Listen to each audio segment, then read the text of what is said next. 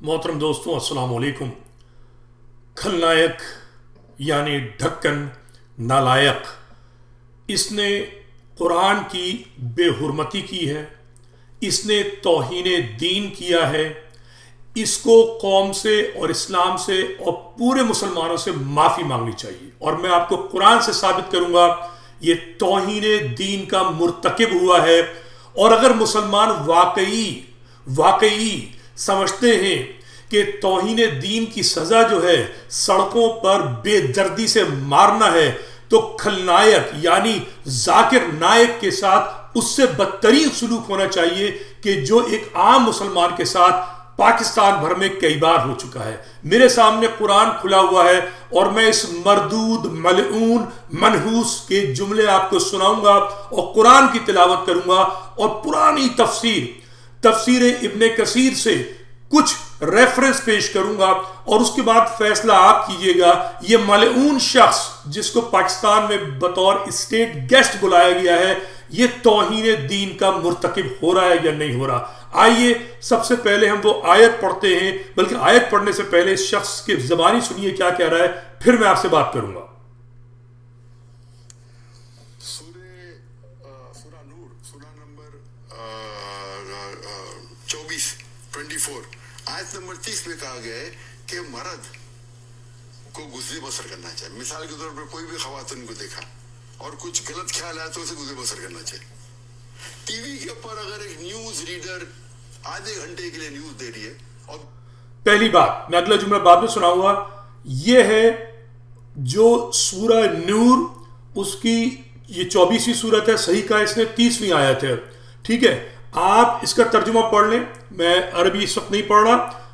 कि मोमिन मर्दों से कह दो कि अपनी नजरें नीची रखा करें, यानी नजरें नीची रखा करें यानी मतलब अदब के साथ चला करें, ये नहीं देखें किसी को, ठीक है, और अपनी शर्मगाहों की हिफाजत किया करें।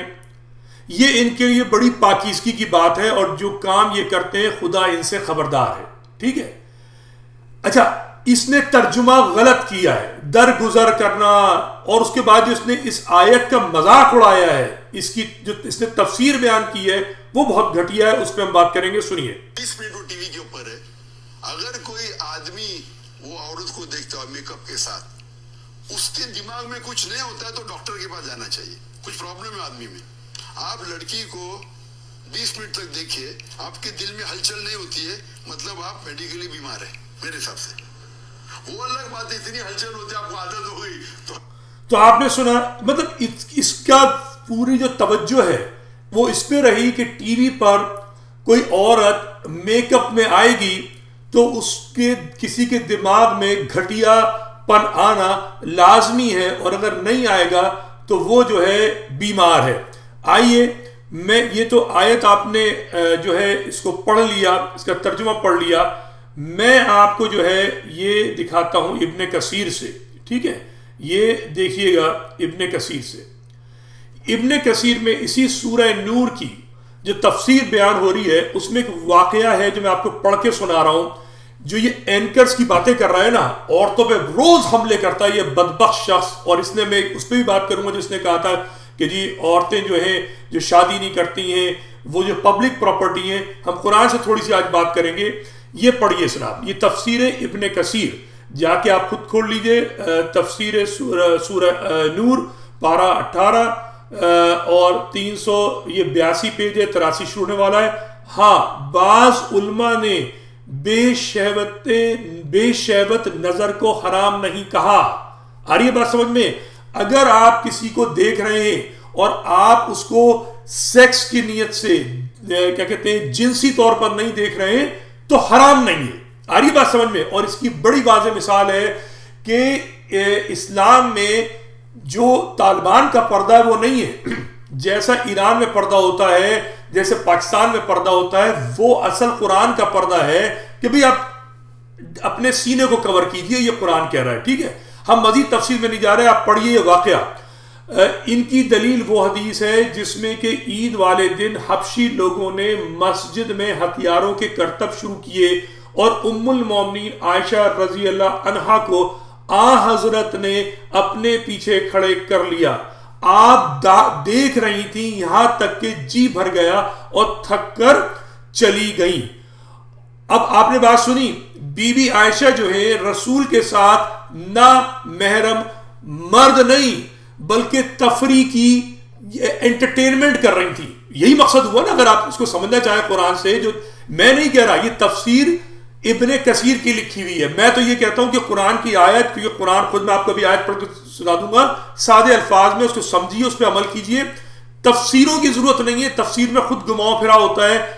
इब्ने कसीर ने ये तफसीर की है और ये ढक्कन जो है खलनायक अपनी तफसीर कर रहा है कि जनाब मेकअप में एंकर बैठी है तो दिमाग में हलचल पैदा होगी।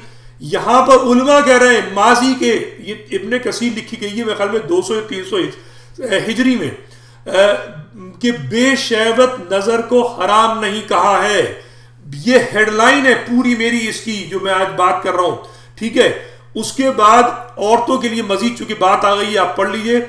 हो सकता है ये एक दूसरी आयत है नीचे वाली 31वीं, उसकी तफसीर है कि जो कहते हैं ना ये कि ढाक ले औरतें, ऐसा नहीं है, बल्कि जो जीनत, एक अगली आयत है, मैं भी नहीं पढ़ना चाह रहा उसको, उसकी थोड़ी और सी तफसीर है कि जीनत से मुराद ये है प्राइवेट पार्ट्स। अगर आप समझना चाहें, हो सकता है इससे मुराद ये है हो के यही जीनत के वो महल है जिनके जाहिर करने से शरीयत ने ममानियत की है। अब किसी को नहीं पता जीनत किसको कहते हैं। आप मेकअप कह रहे हैं और जो सहाबी कराम है वो जीनत से मुराद प्राइवेट पार्ट्स ले रहे हैं, और करीने कयास यही है कि प्राइवेट पार्ट्स ही समझ में आते हैं, क्योंकि अकल की बात है। इंसान बगैर देखे चल नहीं सकता। अगर चेहरा ही छुपा ले औरत मुकम्मल तौर पर, वो बिल्कुल डब्बे में बंद हो जाए, तो फिर वो इंसान नहीं रही ना, एक चीज हो गई। जो मौलवी कहता है औरत चीज नहीं है, या अय्युन्नास, इंसान है औरत। अल्लाह जो है इंसानों से मुखातिब हो रहा है, औरतों को जीने का हक है, औरतों को जो है हक है वो मर्दों की तरीके से शाना बशाना काम करें। तो बात यह है कि 30वीं आयत जो है उसमें यह है एहतराम की बात है, औरतों का एहतराम करो। और मैं आपको ऐसे प्रूफ करूंगा कि हम कुछ आयतें पढ़ेंगे, मगर आयतें पढ़ने से पहले इसको जरा गौर से देखिए आप। मैं आपको पढ़ के सुनाता हूं। ये जनाब है, अब इसी सूरह नूर की इब्ने कसीर में तफसीर में, ये उस जमाने के 300 हिजरी के जो उलमा थे वो लिख रहे हैं, अक्सर सलफ यानी अक्सर बुजुर्ग लड़कों को घूरा घारी से मना करते थे, ठीक है। अक्सर आइमा सूफिया ने इस बात पे बहुत कुछ सख्ती की है। सख्ती किस पे की है? इस पे नहीं की है कि औरत बेपर्दा ना निकले। सख्ती इस पे नहीं की है कि औरत जो है वो सिंगल ना रहे, वो बगैर शादी के जिंदगी ना गुजारे। नहीं, औरतों का हमारे असलाफ, हमारे माजी के उल्मा, हमारे जो बुजुर्ग हैं जिन्होंने तफसीरें की हैं, इस सूरह तफसीर इब्ने कसीर है, उनके नजदीक लड़कों को मना है कि बिला वजह औरतों को ना घूरें। आज भी मगरबी माशरे में भी अगर कोई लड़का किसी लड़की को उसकी रिजा के बगैर घूरेगा तो उस पर स्टॉकिंग का इल्जाम लग जाएगा, पुलिस आके गिरफ्तार करके ले जाएगी। और यही मैं आपको कुरानी आयत पढ़ाऊंगा, समझाऊंगा कि कुरान कितना मॉडर्न है, जो कि मुल्ला ने अपने कब्जे में कर कर तौहीन कुरान करता है, रोज करता है, और उसको पूछने वाला कोई नहीं है। एक और, फिर मैं कुरान पे भी आऊंगा, बात खत्म करूंगा। एक और जो है, आप ये जनाब देखिए तफसीर में से, ये वही तफसीर चल रही है सूरह नूर की इब्ने कसीर, ये 387 पेज है इसका। मकरमा रहमतुल्लाह अलैह फरमाते हैं कि जो मर्द किसी औरत को देखे और इसके दिल में ख्वाहिश पैदा हो, इसे चाहिए अगर इसकी बीवी मौजूद है तो उसके पास चला जाए। अब देख, अब ये जुमले आप सुने, ये मैं नहीं कह रहा, ये 300 सदी हिजरी के जो आलिम दीन हैं वो कह रहे हैं, वो लिख रहे हैं कि अव्वल तो किसी औरत को देखकर आपके दिमाग में ये हलचल नहीं होनी चाहिए जो ये बदबख्त खलनायक कह रहा है, ये नालायक कह रहा है। और अगर हो भी जाती है, आप जहनी बीमार हैं, आप जिनसी जिसको कहते हैं ना कि जहालत का शिकार हैं, आपको बहुत ज्यादा जिनसी ख्वाहिशात हैं। मैं उस तफसील में जाऊंगा, लोग बुरा मान जाएंगे, बहुत सारी बातें मैं कह सकता हूं। साइकेट्री के अंदर, साइकोलॉजी के अंदर, मेडिसिन बहसी डॉक्टर, मैं बहुत सारी चीजें जानता हूं। बात यह है कि अगर आप इतने जहनी बीमार हैं, इतने जिनसी बीमार हैं, तो आपके लिए जरूरी है अपनी बीवी के पास चले जाइए, जाकर शादी कर लीजिए। उनके लिए हुक्म है जाकर शादी कर लीजिए, मगर सिंगल रहने का आपको इख्तियार है। इस्लाम ने आपको उससे रोका नहीं है। बेहतर कहा है कि आप शादी कर लें, निकाह कर लें, बेहतर है। लेकिन अगर नहीं कर रहे निकाह, सिंगल रह रहे हैं, रसूल के चचा सैयदुश शहदा हमजा अलैहिस्सलाम जो हैं, हमजा रजी अल्लाह ताला अन्हु जो हैं, वो सारी जिंदगी सिंगल रहे हैं। और ये बात समझ में, इस्लाम में सारी मिसालें मौजूद हैं। तो ये कहना कि जी आप सिंगल ना रहे, ये हिमाकत है।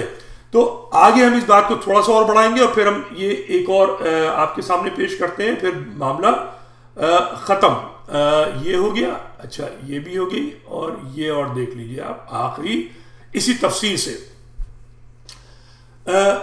अब मैं ऊपर नहीं जा रहा कि ये कोई बुजुर्ग फरमा रहे हैं, सहाबियों से है, फिर फरमाता है जो शख्स इन लौड़ियों पर जबर करे तो इन्हें तो अल्लाह बवजह इनकी मजबूरी के बख्श देगा, और इनके मालिकों को जिन्होंने इन पर दबाव और जबरदस्ती डाली थी इन्हें पकड़ लेगा। इस सूरत में यही गुनाहगार रहेंगे। तो आपकी बात समझ में आई कि जो उस जमाने के उलमा हैं, उस जमाने के पढ़े लिखे लोग हैं, ठीक है, जो कुरान की तफसीर लिख रहे हैं, इब्ने कसीर, वो जिनके रेफरेंस दे रहे हैं, वो कह रहे हैं कि लौंडिया, मतलब लौंडी जो आपकी मालियत है, आज का मुल्ला, एक मुल्ला है मुझे इसका नाम याद नहीं है, बदतरीन खबीस नासबी है, ठीक है, इतनी लंबी जो उसकी दाढ़ी है जाहिलों की तरीके से, और वो लौंडियों की ऐसी बातें करता है जैसे कि आपको पड़ी हुई कोई चीज है, आप जाए साबुन की तरह से हाथ धो के फेंक दें। ऐसा नहीं है, आपने पढ़ा, बुजुर्ग उस जमाने के कह रहे हैं लौंडियों की भी इज्जत है, उनका भी वकार है, उन पे जोर जबरदस्ती नहीं की जा सकती। अब हम आते हैं दोबारा कुछ आयात की तरफ ताकि बात समझ में आए, और ये जो खलनायक जो है ना, इनके दिमाग दुरुस्त हों। मैं कहता हूं ये तौहीन दीन कर रहे हैं मुस्तकिल, और इस तौहीन दीन की आम मुसलमान को इजाजत नहीं देनी होगी। इनको स्टेज से उतार कर सड़कों पे घसीटना होगा, इनको गिरबान पकड़ना होगा। ये मुल्लाओं ने फतवों के बाजार गर्म किए हुए, इंसानियत को जलील किया हुआ है। आप ये पढ़िए, ये पहली सूरह है सूरह नूर की, सूरतुन अंज़लनाहा व फरज़नाहा व अंज़लना फीहा आयातिम बय्यिनातिन लअल्लकुम तज़क्करून। ठीक है, ये एक सूरत है जिसको हमने नाजिल किया, इसको फर्ज कर दिया है, ठीक है, बय्यिनात फर्ज कर दिया है, सॉरी फर्ज में आ गया, और इसमें वाज़िल मतालिब आयतें हैं। बय्यिनात का मतलब है वाज़े, बय्यिनातिन लअल्लकुम तज़क्करून, तज़किरा किया है, आयतें बयान की हैं, आयातिम बय्यिनातिन लअल्लकुम तज़क्करून। तो वाज़े आयतें, वाज़े का मतलब क्या है? अब आपको शक व शुबे की गुंजाइश नहीं है, इन आयतों को मनोअन मानिए, आपको किसी मुल्ला की जरूरत नहीं है। खुदा बराह रास्त रसूल को पैगंबर बनाकर ता क़यामत मुसलमानों से मुखातिब है, मकालमा है। कुरान क्या है? मकालमा है अल्लाह का रसूल के जरिए तमाम मुसलमानों से। कुरान में कहीं नहीं कहा गया कि आप ढक्कन से लीजिए, आप अच्छन से लीजिए, फला मुल्ला से लीजिए, फला अल्लामा से लीजिए, नहीं, कुरान पढ़िए आप, ठीक है। तो आपने सुन लिया, डायरेक्ट आपसे वाज़े आयतें हैं। क्या फर्ज किया गया? जाके सूरह नूर मुकम्मल पढ़ लीजिएगा, लेकिन मैं चीज़ें चीजें आपको समझा रहा हूं ताकि आपको ये बदबख्त आदमी जो है ढक्कन वो समझ में आ जाए। ये है इल्लल्लज़ीना ताबू मिन बादे ज़ालिका व अस्लहू फ़ इन्नल्लाहा गफूरुर रहीम। हाँ, जो इसके बाद तौबा कर लें और अपनी हालत संवार लें तो खुदा भी बख्शने वाला है। मगर इससे पहले क्या आयत है ये पढ़िए, ठीक है। वल्लज़ीना यरमूनल मुहसनाते सुम्मा लम यातू बे अरबाती शुहदाए फजल्दुहुम समानीना जल्दता वला तक़लबू लहुम शहादतन अबदा व उलाइका हुमुल फासिकून। और जो लोग परहेजगार औरतों को बदकारी का ऐब लगाएं, याद रखो परहेजगार औरतें कौन थी? जो गुनाह नहीं कर रही हैं, जिना नहीं कर रही हैं, बाजारी नहीं है, प्रोस्टिट्यूट नहीं है, यानी हर मुसलमान माँ, बहन, बेटी, बीवी, दादी, नानी, आ रही बात समझ में, खाला, फुप्पी, ये सब आपकी परहेजगार औरतें हैं, ठीक है। इन पर कोई बदकारी का ऐब ना लगाए, ठीक है। और जो लोग परहेजगार औरतों को बदकारी का ऐब लगाएं, तो कौन लोग ऐब लगाते हैं? सोचिए कौन है वो लोग? वो है जो औरतों को कहता है पब्लिक प्रॉपर्टी है, इस कुरान को की तौहीन करता है, खलनायक है, जो परहेजगार औरतों पर बदकारी का ऐब लगा रहा है, पाकिस्तान में उसको स्टेज पे बिठाया जा रहा है। और कुरान क्या कह रहा है, इस पर 4 गवाह ना लाएं। अगर किसी औरत पर इल्जाम लगाकर अगर 4 गवाह ना लाएं तो उनको 80 दुर्रे मारो। खलनायक को, जाकिर नायक को 80 दुर्रे मारो, कोड़े मारो इसको। लियाकताबाद में गवर्नर हाउस के बाहर स्टेज पर बिठाओ, स्टेज बनाओ और खलनायक को दुर्रे मारो, कोड़े मारो। और कभी इनकी शहादत कबूल ना करो, क्योंकि खलनायक ही बदकार है। मैंने फिल कर दिया है इस आयत के अंदर, तर्जुमे के अंदर गैप को, चूंकि वो परहेजगार औरतों पर पब्लिक प्रॉपर्टी होने का इल्जाम लगा रहा है, वो दावते गुनाह दे रहा है, वो झूठा जाली फतवा दे रहा है कि आओ ये अवामी इस्तेमाल की चीजें हैं, जो औरतें सिंगल हैं। लानत है खलनायक के ऊपर, मैंने पहले भी बात की थी। और अब कह रहा है कि जनाब हलचल पैदा होती है।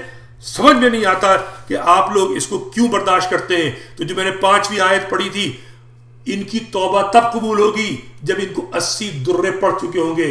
खलनायक अगर तौबा भी कर ले, उससे पहले उसको 80 दुर्रे पड़ने चाहिए कुरान की आयत के मुताबिक। हम आगे चलते हैं। आपको मैं 18वीं और जनाब 23वीं आयत और पढ़ाऊंगा, फिर हमारी बात खत्म। वयुबय्यिनुल्लाहु लकुम लाआयाति वल्लाहु अलैकुम हकीम। और खुदा तुम्हारे समझाने के लिए अपनी आयतें खोल खोल कर बयान फरमाता है, और खुदा जानने वाला, हिकमत वाला है। क्या है? खुदा तुम्हें समझाने के लिए, मुल्ला को नहीं, तुम्हें मुसलमानों को समझाने के लिए आयतें खोल खोल कर, यानी ऐसे कि तुम्हें किसी की जरूरत ना रहे। ये खुली किताब है कुरान, इसको पढ़ो, इसको सिर्फ चूमो नहीं, इसको पढ़ो। और फिर क्या है? खुदा जानने वाला और हिकमत वाला है। ये मुल्ला हिकमत वाला नहीं है। मुल्ला जो अपनी मर्जी की तफसीर कर रहा है, औरतों को प्रॉपर्टी करार दे रहा है, वो हलचल पैदा कर रहा है दिलों में। एंकर को आधा घंटे 20 मिनट देखने पर वो कौन है? वो गुनाहगार है। वो इल्जाम लगा रहा है, इस्लाम को बदनाम कर रहा है, तौहीन कुरान कर रहा है, तौहीन दीन कर रहा है। ये इस लायक नहीं है कि इस पर एतबार करो, ये गुनाहगार है। आ रही है बात समझ में? अब अगले आइए 23वीं आयत। हम सूरह नूर ही पढ़ेंगे, क्योंकि इस खलनायक ने सूरह नूर का जिक्र किया है। सीधा सीधा आयतें पढ़ रहा हूं, पूरी आप जाके कुरान आप पूरी सूरा पढ़ सकते हैं। एक पूरा वाकया है, बीबी आयशा पे इल्जाम लगा था, उस इल्जाम के जवाब में ये पूरी सूरा एक तरीके से नाज़िल हुई है, और मजम्मत की गई है उन लोगों की झूठा खवातीन पर इल्जाम लगाते हैं। पढ़िए इसको। इन्नल लज़ीना यरमूनल मोहसनातिल गाफिलातिल मोमिनाते ले लो इनु फिद दुनिया वल आखिरते वलहुम अज़ाबुन अज़ीम। जो लोग परहेजगार और बुरे कामों और बुरे कामों से बेखबर और ईमानदार औरतों पर बदकारी की तोहमत लगाते हैं, इन पर दुनिया और आखिरत दोनों में लानत है और इनको सख्त अजाब है। अब मुझे बताओ, ये जो जाकिर नायक है, ये जो खलनायक है, ये जो नालायक है, ये किस कटहरे में खड़ा होना चाहिए? ये स्टेज पर बैठकर इस्लाम का दावेदार हो, झूठ बोलता है। इसने लाख तो किया, मैं कहता हूं इसने 2 आदमी मुसलमान नहीं किए होंगे। इसकी औकात नहीं है, सिर्फ प्रोपेगेंडा है। इसके पीछे कुछ लोग हैं, कुछ अनासिर हैं, कुछ ऑर्गेनाइजेशन हैं जो इस्लाम को बदनाम करना चाहते हैं। इसके पीछे साजिशी अफराद हैं जो इसको बढ़ा चढ़ा रहे हैं, वरना इसकी तो औकात नहीं है। ये कुरान नहीं जानता, कुरान को बदनाम कर रहा है। और इसके साथ ही मैं आपसे इजाजत चाहूंगा कि खुदारा कुरान में खुदा आपसे बात कर रहा है, आप खुदा से बात कीजिए। दरमियान में ये जो शैतान है, इसको मत आने दीजिए। मुल्ला जो है, खलनायक जो है, नासिबी जो है, काफिर काफिर कहने वाला जो है, ये शैतान से भी बदतर है। शैतान तो गायब है, उसको आप देख नहीं सकते। शैतान खलनायक के रूप में, नालायक के रूप में, जाकिर नायक के रूप में आता है। इसको पहचानिए, इसको दुर्रे मारिए, 80 दुर्रे मारिए। इसने आपकी माओ, बहनों, बेटियों सब की बेइज्जती की है, उनको गुनाहगार का है, उनको पब्लिक प्रॉपर्टी का है। खुदारा जागने का वक्त है। अपना ख्याल रखिए।